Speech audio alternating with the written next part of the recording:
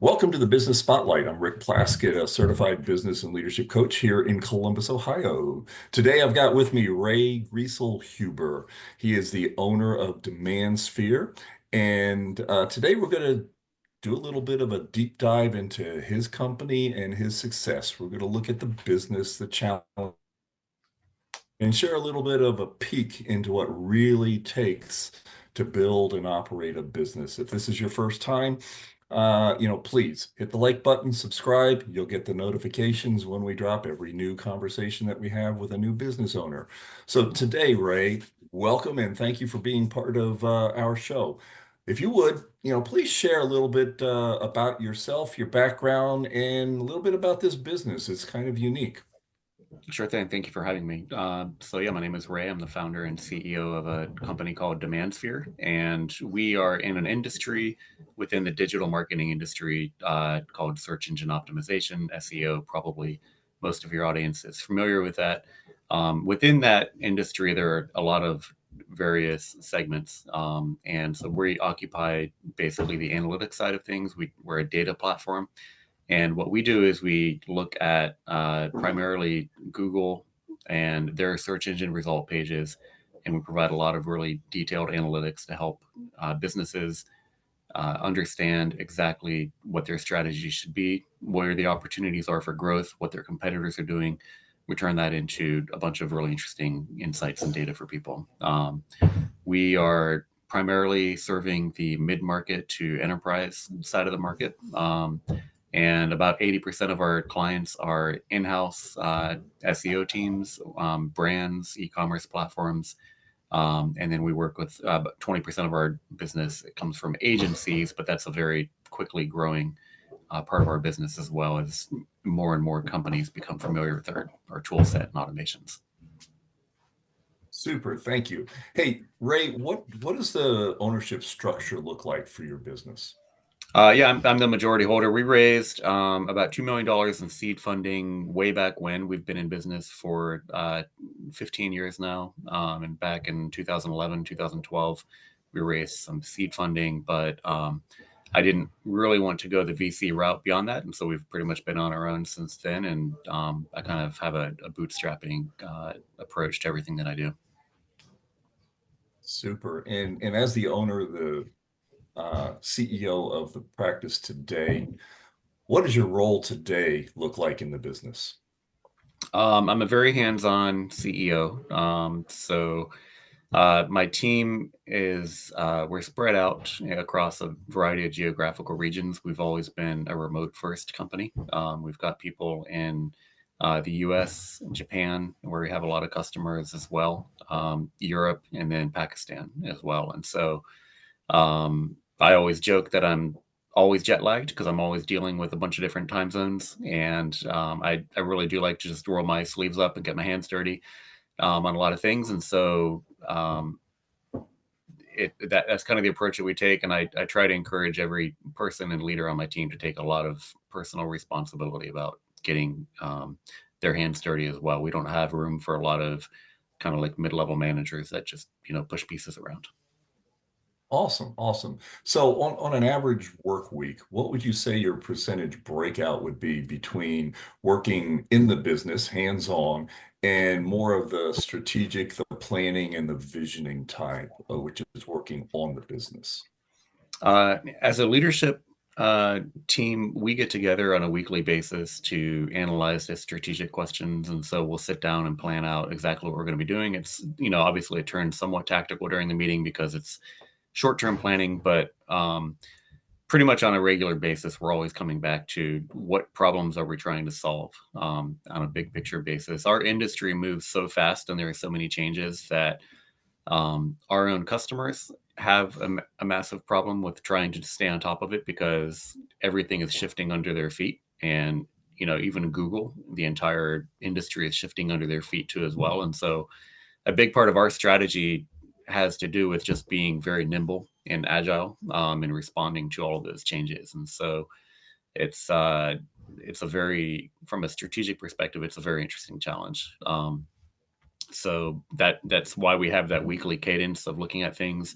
And then at least once a quarter, we'll have deeper conversations around what we're going to be working on, at a bigger picture where we see the trends heading. Super. Thank you, Ray. Hey, listen, Sure. if I was in the audience, how would I know that I was a good fit for your product, your service? How would I know that I'm your next best customer? Yep. Number one, if search is a key part of your marketing channel, Google search still drives the vast majority of traffic on the internet today. And so many businesses do apply to that. Not everyone is going to have that uh, facet to their business, but if search is a part of your business, um, you should you should be thinking about SEO in general, and then whether or not we're a good fit for you. We do work with startups, but we're a little bit more geared towards mid to large sized companies, everything from $50 million in revenue on up to Fortune 500s, that sort of company. And then on the agency side, it's a little bit more flexible because we have some small agencies that work with us, but they're usually servicing the needs of those larger brands as well. And then we have global agencies that form up a lot of our larger agency, customer audience too. What would your customers say makes you unique from your competition?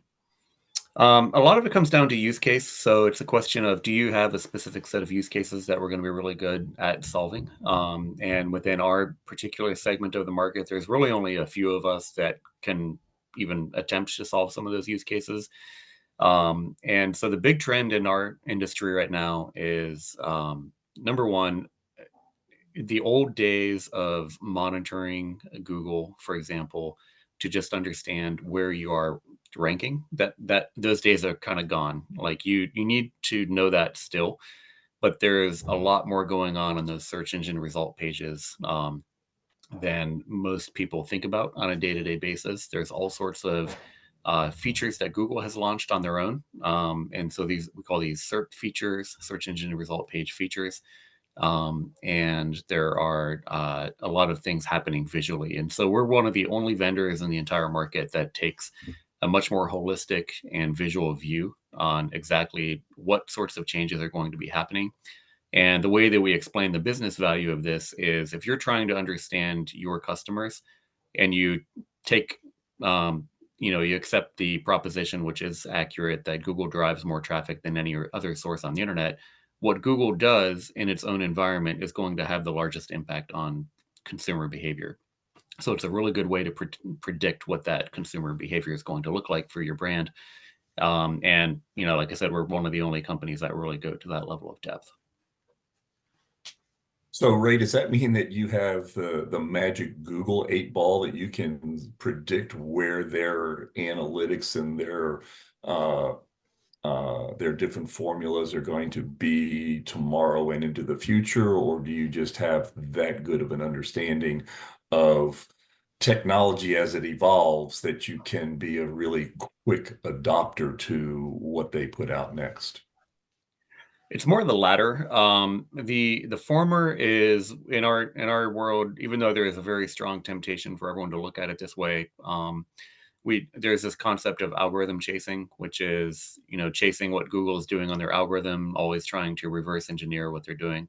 The problem with that is that you're basically dealing with a point in time analysis of what Google may be doing today, and they're always running so many different experiments. And then if you look at things on a global level, there's just so much diversity happening there that it's very difficult to sit down with a straight face and say, like, we've reversed their algorithm and can apply it to you.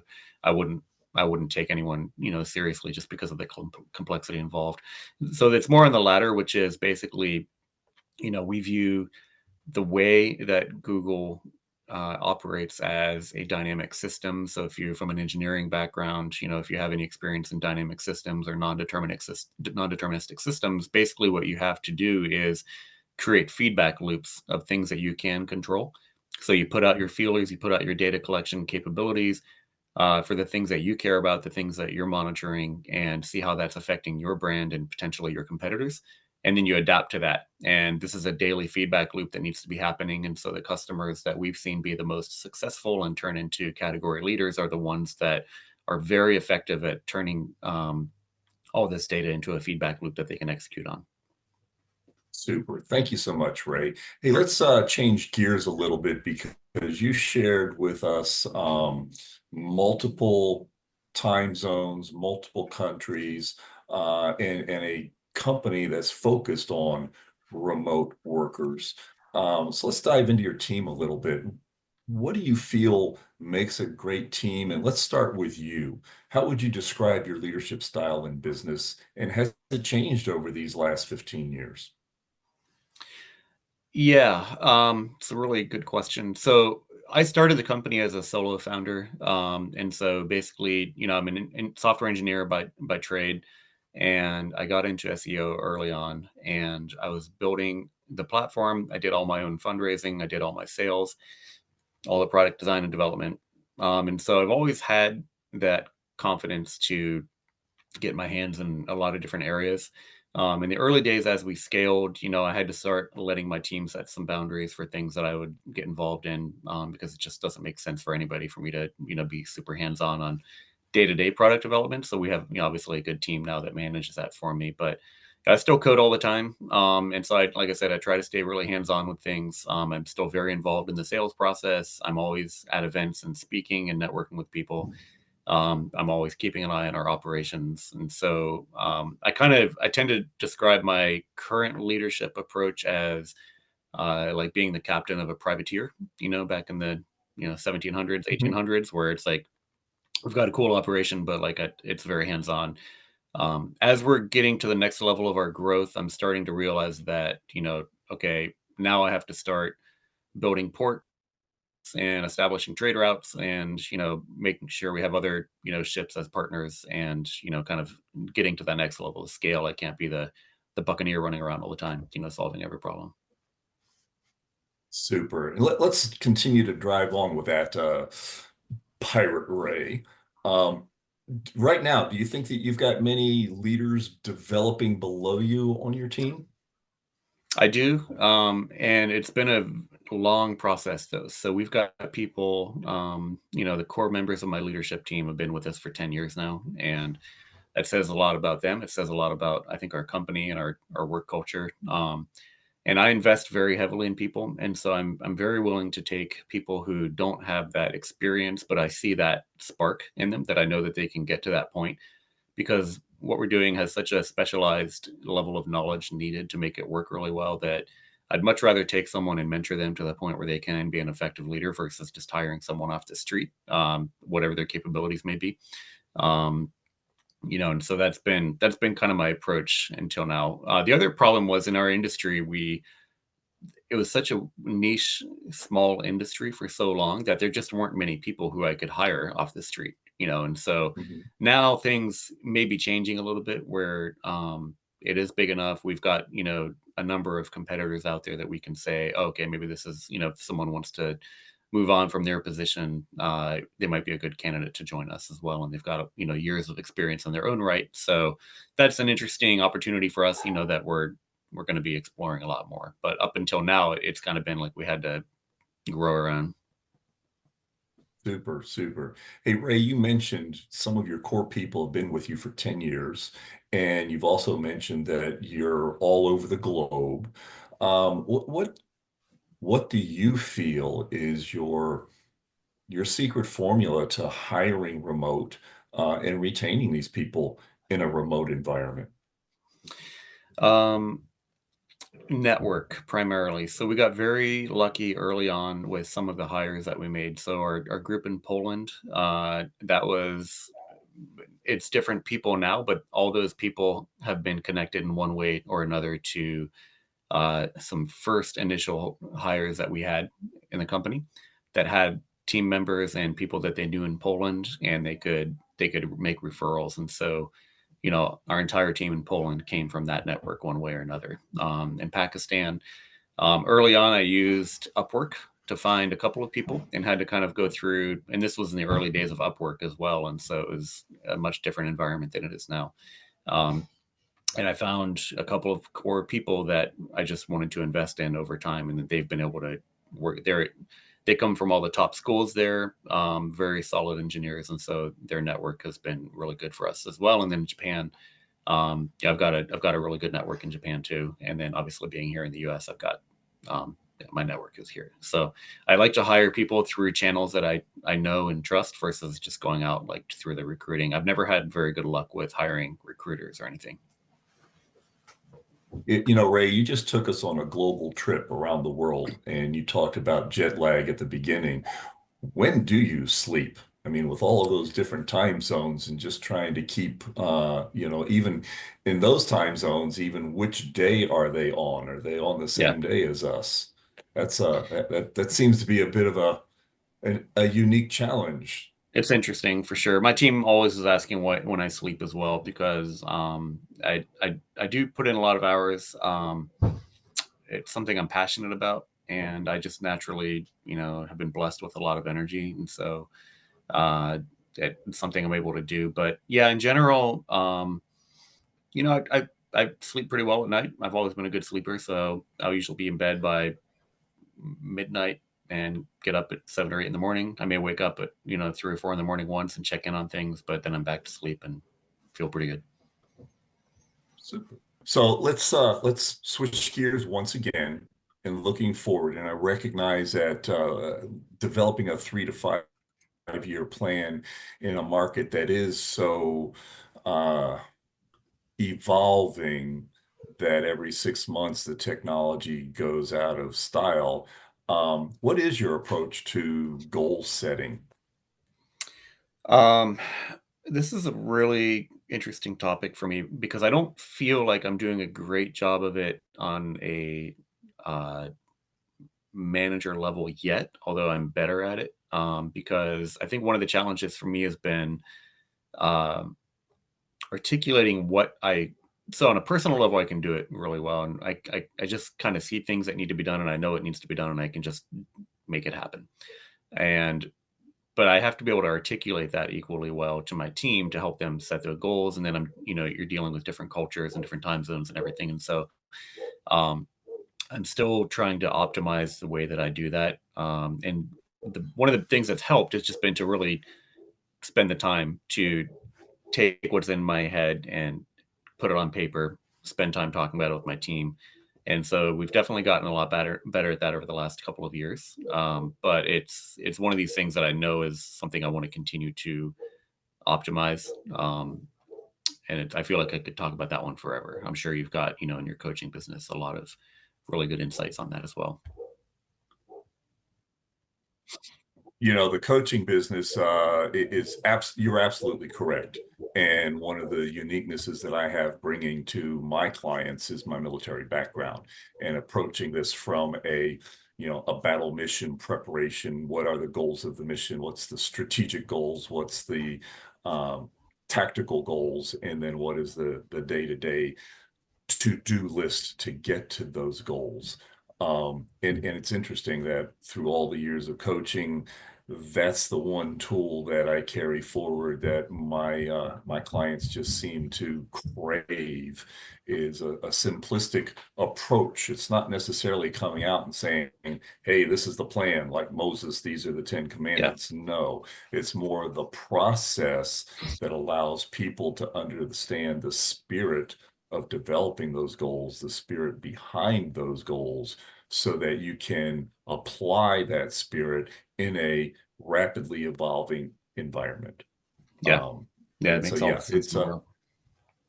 as you can tell, I'm kind of passionate about that part. I really like Well, working it's with a very people and getting important. that process. Yeah. Yeah, it's like I can tell, and it's a very important key because if you can figure that out, especially as we scale, like that's you know that's everything really. And scale changes everything Yeah, because what got you here won't get you there. yeah, Operating as a manager is not the same as operating as a director. The greatest vision that you can have is when I first joined the military after graduating from West Point, my platoon sergeant said, "Lieutenant, there's two different views of the entire world. One is head down, butt up, digging your foxhole so that you can be on 100% defense of what's coming in. And the other is head up, butt down, so that you can see into the horizon and see the future and see the danger in front of us." says, Lieutenant, as a leader, I need you to do the second, and I got the first. I'll keep you covered, but I need you to see where our troops are going to need to go next.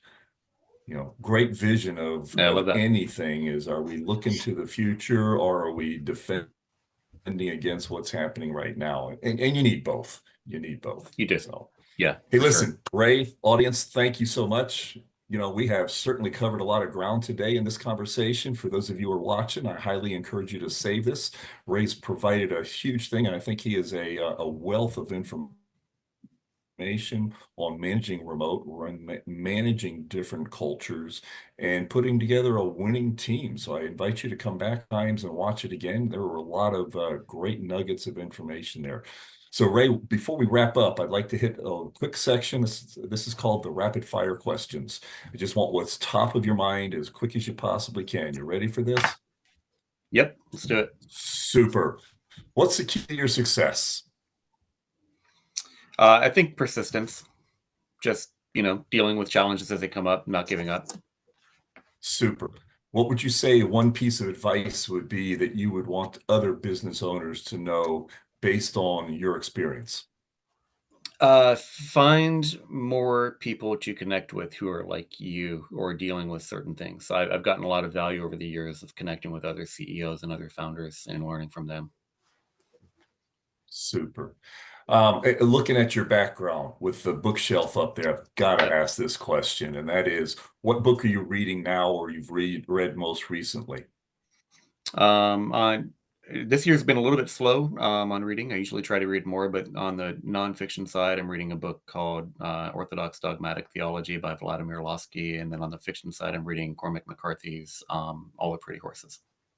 Ah, awesome. Nice eclectic Yep. collection there. That's super, super. All right, final question there is, if there was one area of your business that you could immediately improve and tomorrow it would be solved, what would that area be? Um, Figuring out how to move even faster. That's our team moves very fast, but I'm always pushing even more velocity because there's so many things we can do, and I'm always trying to find that edge. Super, thank you. Hey, before we go to the final question today, I'd like to ask you if someone in the audience wants to get a hold of you, what's the best way that they can connect with you, Ray? Yeah, I love connecting with people. I'm easy to find on LinkedIn with my first and last name, and that's probably a good place to start. Okay, super. Hey, Ray, thanks so much for joining us today and sharing your Thank you very journey. much. And thank you, audience, again for watching today. We're inspired by listening to this interview and all of the others that we've put together. I think Ray's got some pretty unique solutions here to some of the problems that we all uh, at least are aware of, if not experiencing day by day. So, folks, make it a great day and bye for now.